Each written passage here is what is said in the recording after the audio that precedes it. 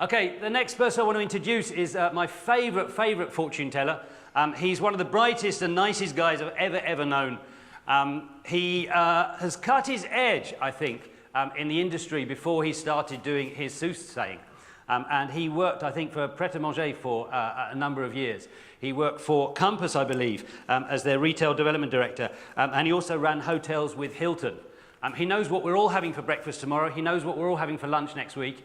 He's an absolute superstar. He doesn't really need any introduction. He is the legendary Simon Stenning.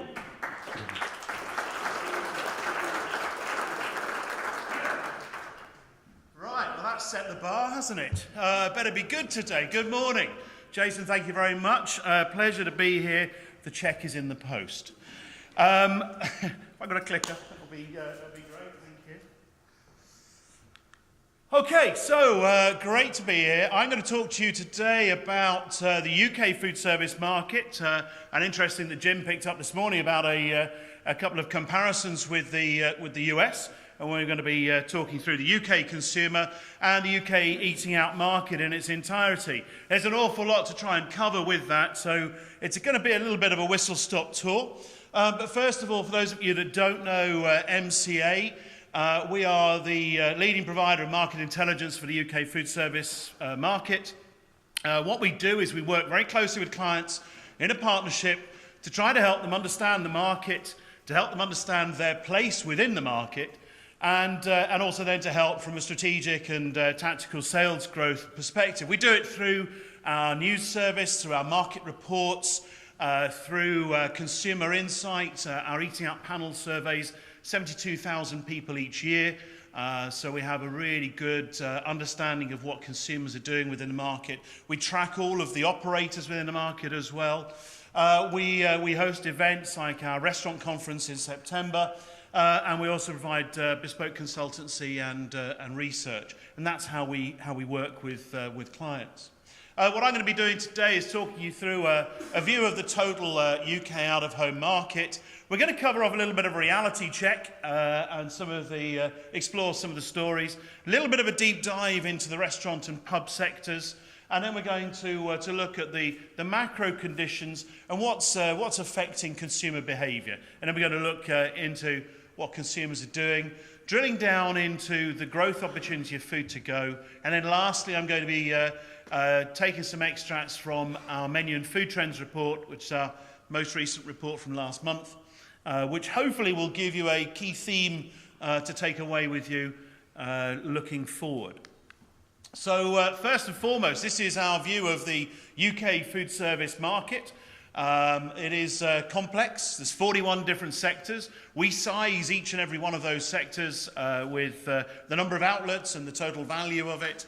In comparison to the US, the value of our market here is 89 billion. That's our forecast for 2018. In comparison, the retail food market is worth about 230 billion. Sorry, 89 billion versus 230 billion. So we're not yet at the stage where food service is equal to food retail within the UK.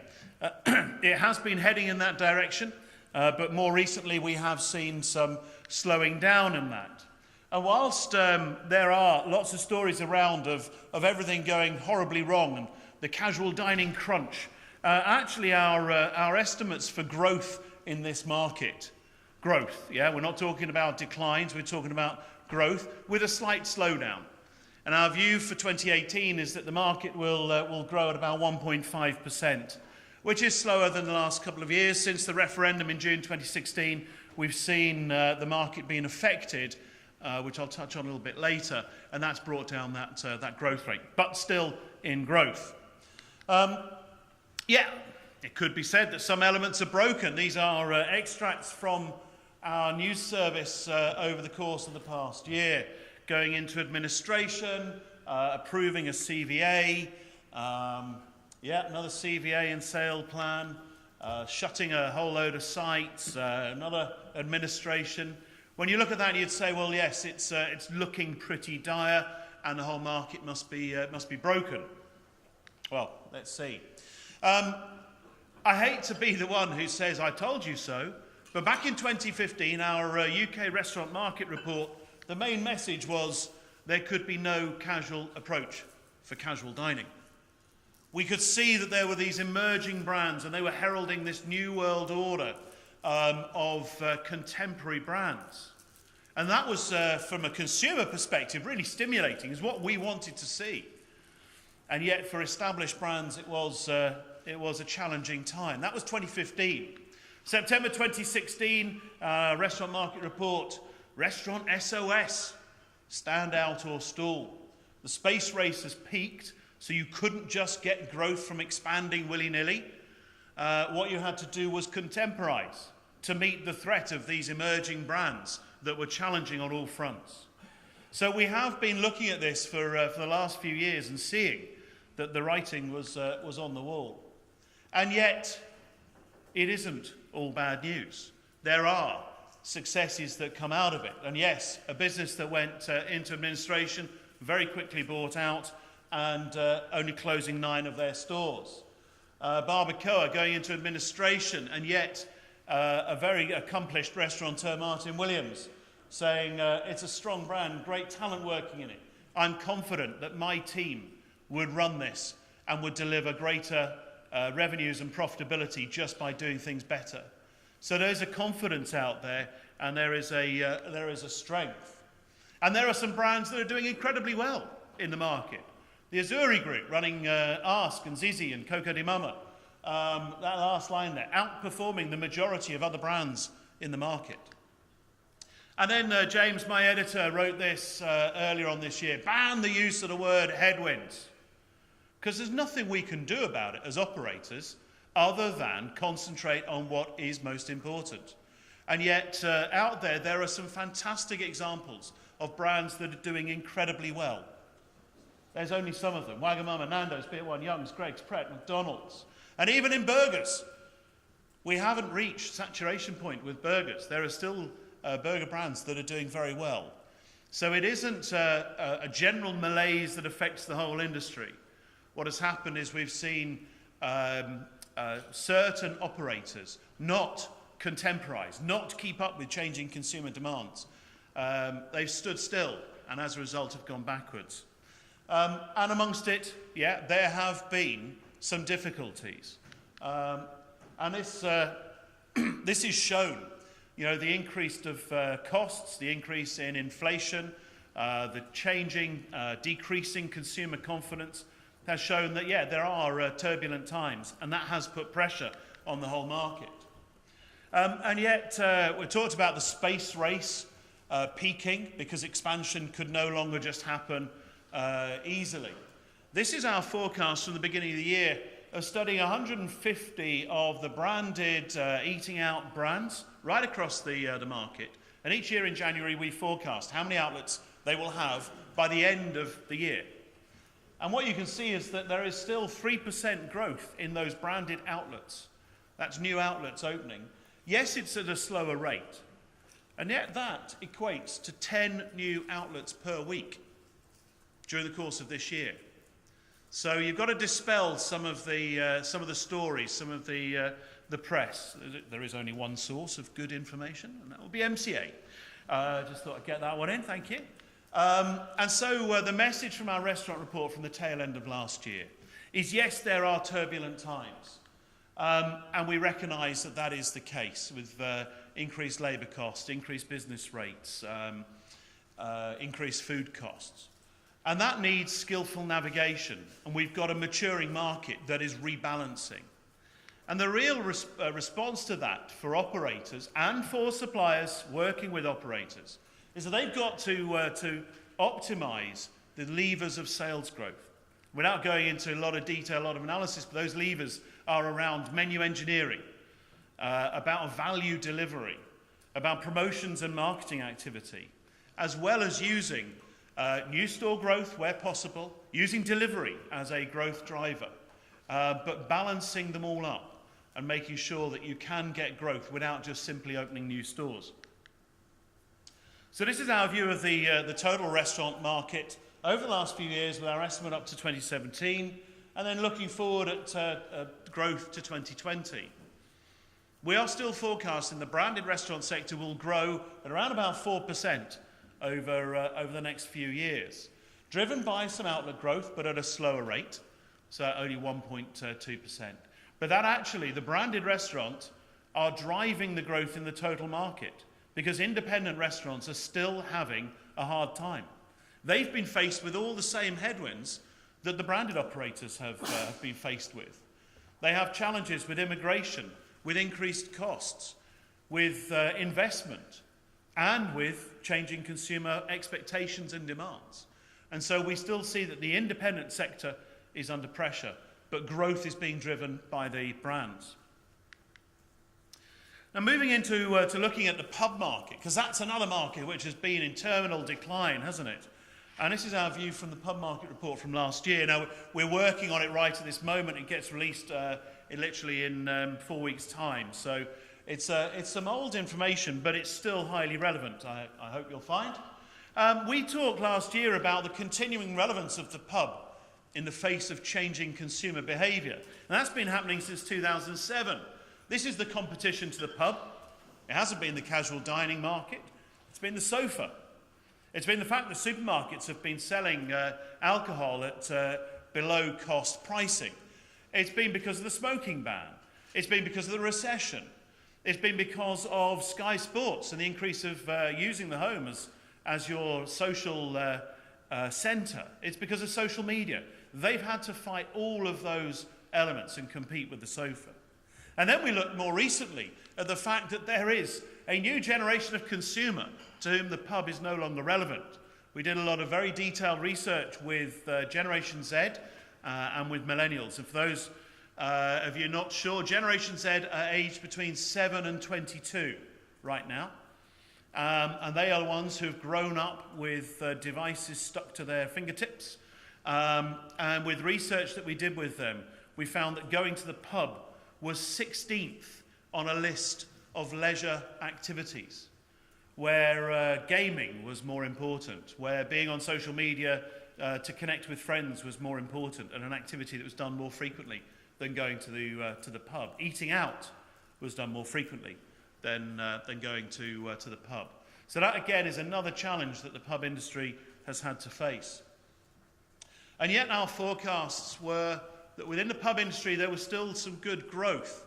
This is in terms of turnover and actually overperforming the total eating out market. And that is despite the number of outlets, the number of pubs in the UK closing and the number decreasing. And what we're seeing is that the poor pubs have shut. There are an awful lot of them in the UK. There's 47,000 of them. They are closing still at the rate of about 1,000 a year. That's a net closure rate. Being changed over to convenience stores, to housing. But what we are seeing is that the pubs that are left are so much better, that they have improved what they're doing, their offer, their concentration of delivering value and service, the atmosphere, the environment. And actually what's happening is we've got some really strong growth there, because if you put those two figures together, 1.7% turnover growth against a decline in the number of outlets, it says that those that are left are showing about 3.8% like-for-like growth. So the pub industry is in a strong place. And this is one of the reasons why is we're eating out in pubs more frequently than a lot of other channels. And pubs have overtaken other channels as being the place where we eat out more frequently.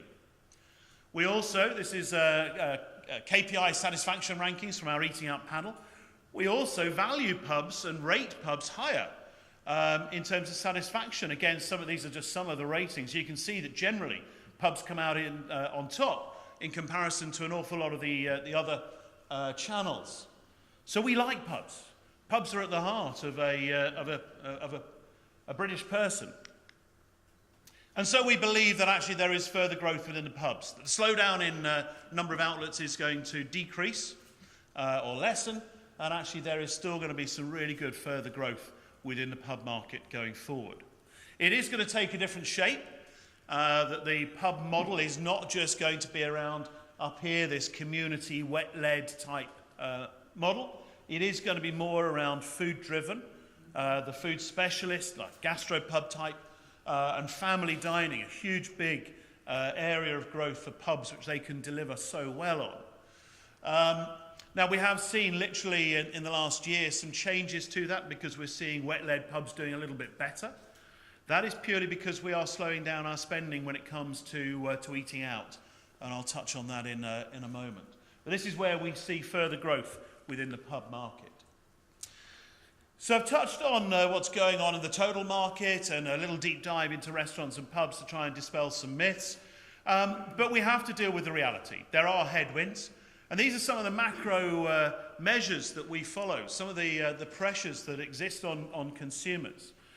And since the referendum in 2016, we've seen this pressure on consumers. That top right there, consumer confidence from the GfK study, has been in negative territory. That orange box should be the other way around and should be positive. We've been bouncing around in negative territory for a long time. And in essence, that simple survey question says, how confident are you about the economy and your lifestyle?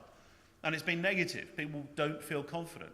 And if you don't feel confident about the economy and your lifestyle, what you will be doing is just hunkering down a little bit, slowing down, just stopping doing what you might have done if you felt more confident about what's going on in the economy.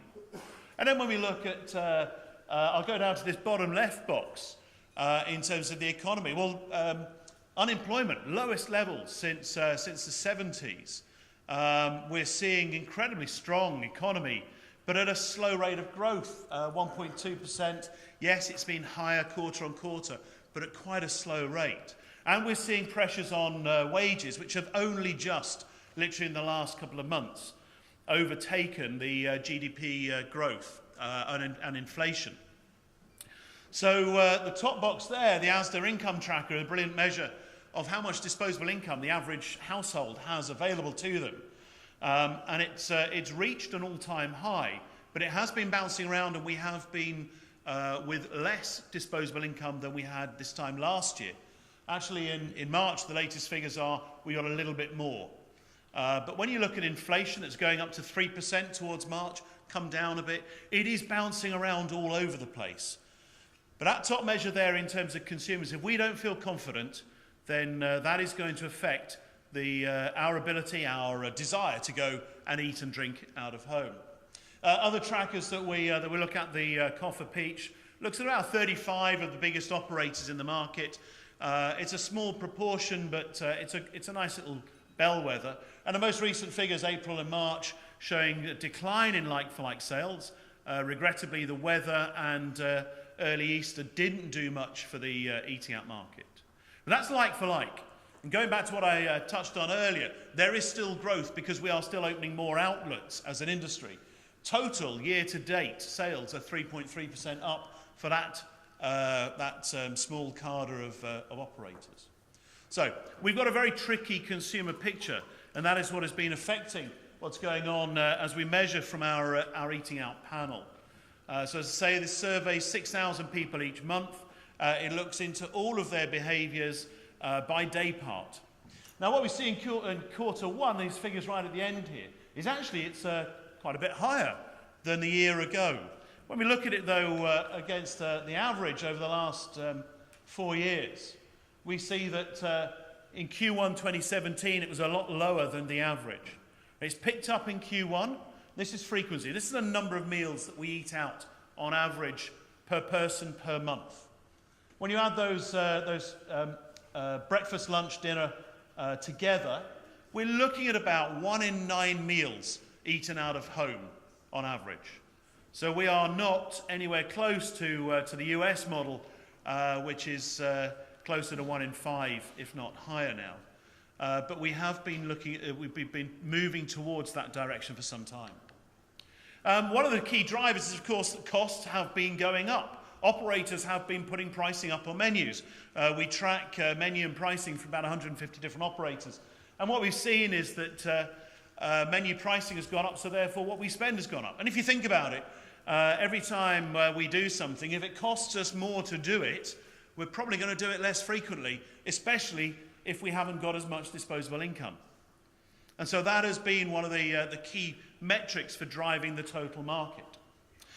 Moving on to touch on something which we do each year, our top of mind survey, which we conduct with industry executives at the end of every year. We ask people how challenging are trading conditions and what's it like. Well, no surprise that by December last year we were in quite a challenging period. But when we look back, we've been in worse positions before, with 20% in December 2008 saying it was positive. Well, what we've done is we analysed that in conjunction with GDP, and I suppose it comes as no surprise that when GDP is growing and looking very positive, then we feel more positive about the way in which our business is doing in relation to GDP. And what we've seen is that as GDP fell, our confidence on challenging times decreased, grew when GDP was doing well, and has come down again. So we are a very good indicator of GDP and the way in which the economy is going. But we also ask the question of, do you believe that consumers will be eating and drinking out more frequently in the future? And fascinating to see that at the end of last year, we saw this incredible increase of confidence in people saying, yes, we are going to be seeing more consumers eating out going forward. It is a growth market. It is something which is habitual. And as soon as the economy and political situation gets sorted, God help us, that we will see that increasing. So that's quite a strong picture there. But one of the problems that's facing us is the way in which the retail market is changing. Obviously, we are no longer going onto the high street to buy stuff. Why would we? And yet what we're seeing from our eating out panel is that the number of meal occasions that are being consumed in retail locations has been increasing. So that equates to 1.6 billion visits, an increase of 6% over the last couple of years, where we are eating in retail locations. But the reason for that occasion is not so much because we've been shopping. The missions are changing. So we look at the reason why people have visited a certain place, why they've eaten out. And what we're seeing is that those retail visits, I ate out because I was shopping, whilst I was shopping, that was the main mission, that's been decreasing. What that means is that we've seen a blurring of lines between retail and food service. Actually, what we're seeing now is that we're using food service more frequently for eating out than we are with retail. And that retail is not so much a driver for food service, but something that can benefit from a really good food service offer. So all of the property companies now are looking at this data and looking at how they can incorporate a greater food service presence, as are retailers looking to build on their food service offering, because it is so much more critical now. Okay, so then looking at something which has traditionally been a retail driver, looking at food to go, and looking at that growth that we've seen over the past few years and how it compares to the total eating out market and also to the food retail market. And we've seen that food to go has been a key driver. It's been doing particularly well, growing at over 4%, but slightly coming down for 2017. This is our valuation of the total market, over £20 billion. The interesting thing from this is that food to go is not just the reserve of supermarkets, grab and go and sandwich shops. We get food to go from a broad variety of operators in loads of different channels. And that's the full calculation of what we're looking at. Places like street food, or fast food obviously, are really strong players in food to go. And that's what's been driving a lot of the growth, albeit that growth has been slowing down. So our forecasts for 2018 are that the growth is only going to be at 2.8%. Still significant. I think we'd take 2.8% when GDP is growing at 1.2%. There are some key drivers for this. There's demand drivers from a consumer perspective. There are more of us as a working population. We're having to travel further in order to get to work. We're having to work longer. And all of those contribute to our needs for convenience and speed, to be able to get stuff on the go. And that is a key driver. We're leading busier lives. We want to fit more in. And that's where food to go really can play a part. There are also some supply side widening availability. Looking at the change between 2014 and 2017 with these top operators. Look at some of that growth there, going 20-odd% growth in terms of the number of stores concentrating and selling food to go that are available to us. And it is the old Coke maxim of put products within arm's reach of desire, and we will make the most of them. That's what's happening. Because we're leading those busier lives, we want more opportunity to buy food to go. As more stores open, we're grabbing hold of that opportunity and making the most out of it. Now the big players in the market are getting bigger. Their share of the market is, has grown since from 2016, that 31.3 to 32.5. But they are the top players in the market, and they only hold 32%. It shows what a variety there is for us as consumers. And actually, we are looking at a wider variety of food to go because we're looking for, wanting, desiring a broader range of food products.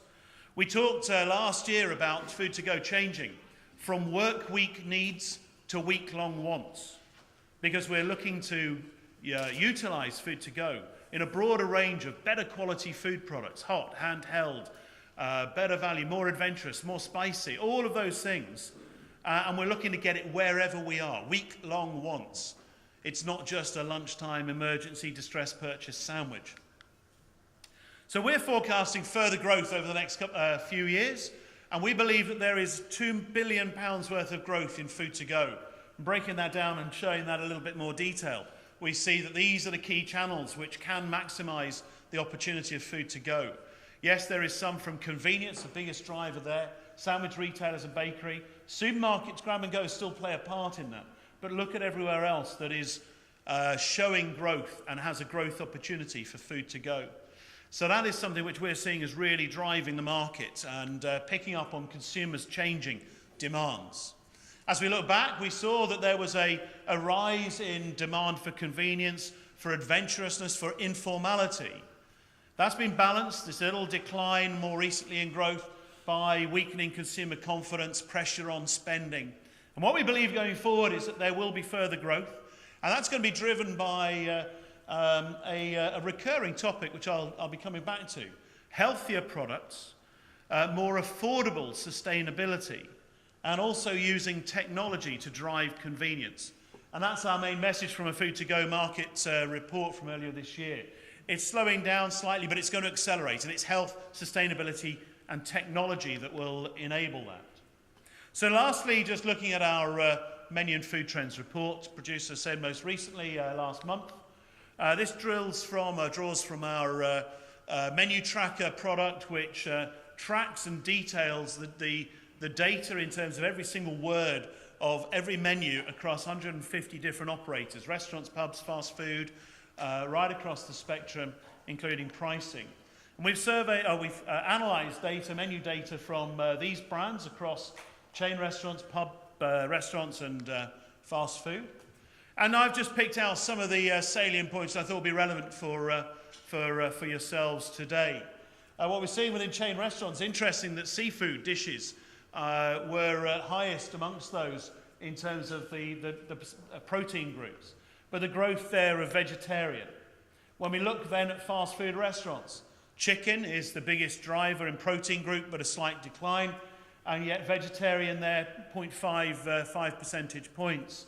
So it's a key trend that we're seeing. When we look at managed pubs, we see that chicken and beef are about equal in terms of prominence, but vegetarian again, a smaller ratio of growth, but still growing.